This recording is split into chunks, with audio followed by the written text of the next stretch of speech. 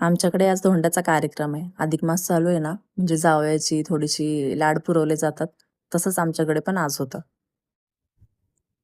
जास्त असं काही नाही, पण पुरणपोळ्याचा बेत होता. भरपूर लोक जेवायला येणार होते आणि रस पण बनवला होता. मम्मी पहाटे 4 वाजल्यापासूनच किचनमध्ये कामाला लागलेली होती. तशी आम्ही दोघींनी मदत केली, पण मेन काम सगळं मम्मीचंच होतं आणि मी फक्त पुरणपोळ्या लाटून दिलेल्या होत्या. बाहेर पुरुष जेवायला बसलेली होती. त्यानंतर आतमध्ये छोट्या मुलांना जेवायला घातलं. त्या सगळ्यांचं जेवण झालं, की मग आम्ही बायका बसलो होतो जेवायला. जेवणं झाली, की सगळ्यांनी आवरलं आणि पटकन कार्यक्रमाला लागलो. कारण सगळ्यांना ज्यांच्या त्यांच्या घरी जायचं होतं.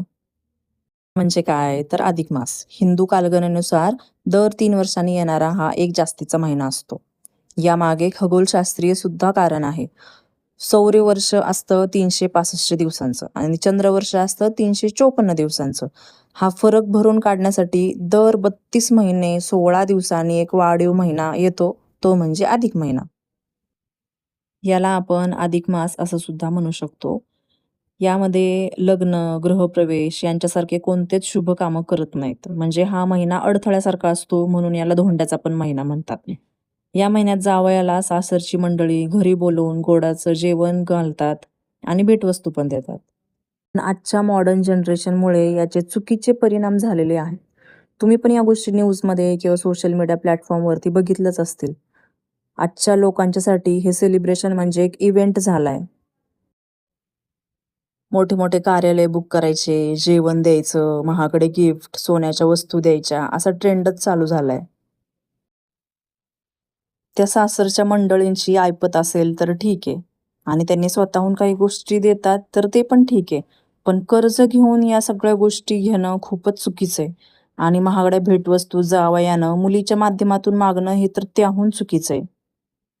रील्स बघून आपल्याला पण असंच हवंय आणि आजकाल शो ऑफ करण्याला पण खूप जास्त पसंती दिली जाते. पूर्वी अधिक मास घरगुती पद्धतीने साजरा करायचे. पण आजकाल अधिक मास म्हटलं की सासरच्या मंडळींसाठी ताण झालाय. यामुळे कुटुंबामध्ये भांडणं होत आहेत. मानापानात काही कमी राहू नये यासाठी किती ताण येतोय त्या मुलीच्या आई-वडिलांच्यावर. तुम्हाला काय वाटतं याबद्दल? मी चुकीचं बोलते की बरोबर? हे मला कमेंटमध्ये नक्की सांगा. आमचा सगळा कार्यक्रम आवरल्यानंतर आम्ही सगळेजण परत शेतात आलो. मस्तपैकी याने ट्रॅक्टर राईड घेतली छोट्या पोरांनी आणि यांना गाडी जमते म्हणून मग या गाडी चालवत होत्या. चला तर मग भेटूयात नेक्स्ट व्हिडिओमध्ये. तोपर्यंत बाय.